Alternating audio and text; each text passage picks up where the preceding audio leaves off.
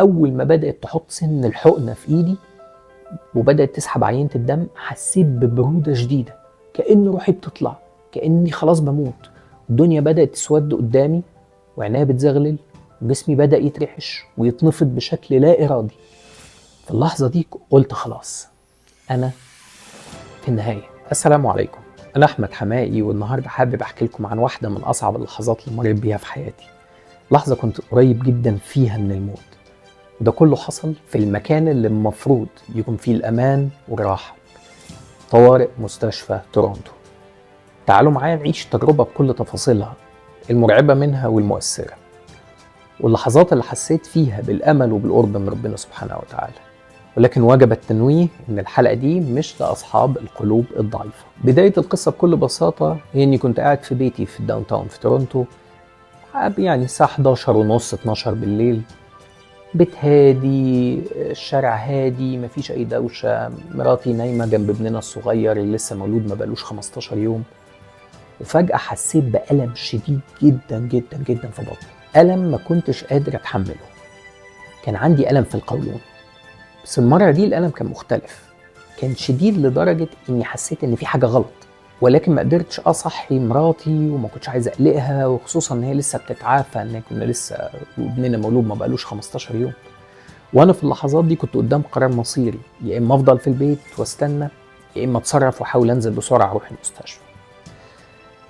قررت اني اتحمل على نفسي واروح المستشفى لوحدي، وحاولت اشوف اقرب تاكسي موجود حوالينا. اقرب تاكسي كان على بعد 10 دقايق من البيت، فقلت طب اطلب الاسعاف. طب قلت مش عايز اخوف مراتي، هيجوا يعملوا دوشه. قلت لا خلاص، انا هركب عربيتي واتوكل على الله. مع كل ضغط على دواسة البنزين كان الألم بيزيد بشكل جنوني، وعمال يزيد في كل لحظة. والله كنت بسكح من جوايا، وكنت حاسس ان انا بين صراع بين الألم الشديد وخوف مرعب.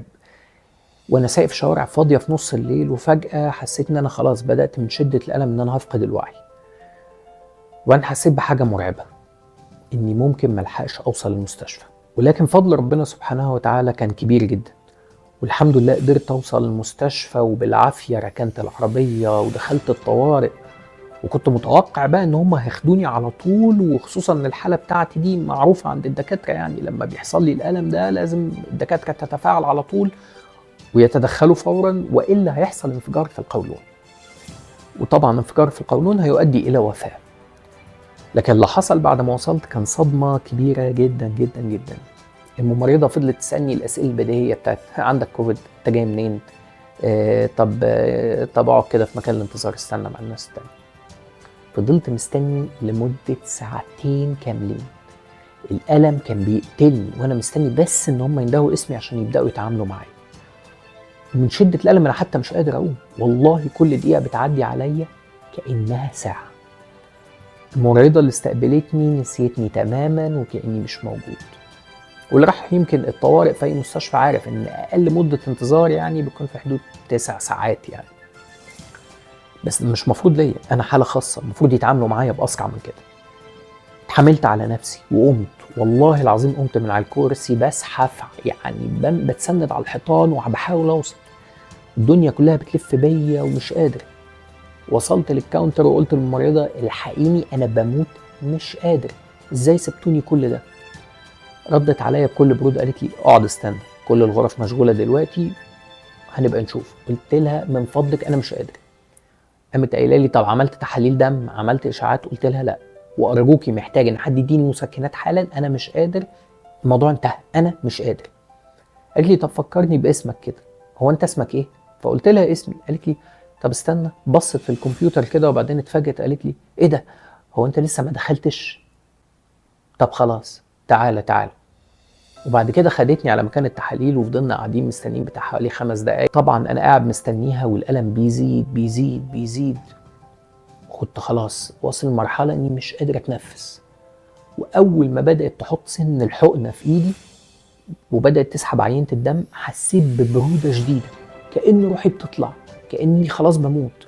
الدنيا بدأت تسود قدامي وعينيا بتزغلل وجسمي بدأ يترعش ويتنفض بشكل لا إرادي. في اللحظة دي قلت خلاص، أنا في النهاية. بدأت أفقد وعي، حسيت اني خلاص بموت، وبدات ادوخ ودماغي وقعت واتخبطت.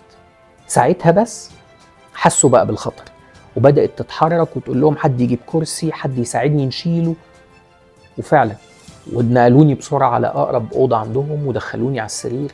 وفجاه بدات احس ان الدكاتره والممرضين بقى بيجروا حواليا بكل جنون، متوترين، والدكتوره بتحاول تكلمني عشان ما افقدش الوعي خالص، وتحاول تفوقني وتصحيني وتقول لي ما تفقدش الوعي، فوق فوق، وتتكلم معايا، اصحى، اسمك ايه، انت بتعمل ايه، جيت هنا ليه.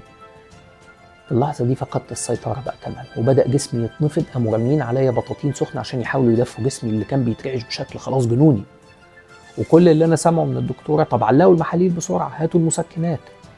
وانا تقريبا دي اخر كلمات انا سمعتها من شده الالم اللي كان عندي. وبعد يمكن 10 دقايق فتحت عينيا لقيتهم بينقلوني على اوضه الاشعه، عملوا لي الاشاعات وعملوا لي معرفش، دخلوني في رنين وحاجات غريبه كده، وطلعوني ودوني الاوضه تاني. كم واحد منا ما عداش بالالم واللحظات الشديده جدا دي، وانا في قمه الالم الحقيقه والخوف والرعب اللي كنت فيه. كل اللي فكرت فيه ان الانسان هو مجرد كائن ضعيف، شويه مرض ممكن يجيبوك الارض، وكل اللي تقدر تعمله في الكام لحظه دول نتعلق بس بربنا. دعيت ان اخرج من اللحظات دي يعني سليم، وان الالم ده يكون ليه نهايه. وكنت بين الم وخوف وايمان وقلق وتوتر وحاجات كتيره قوي.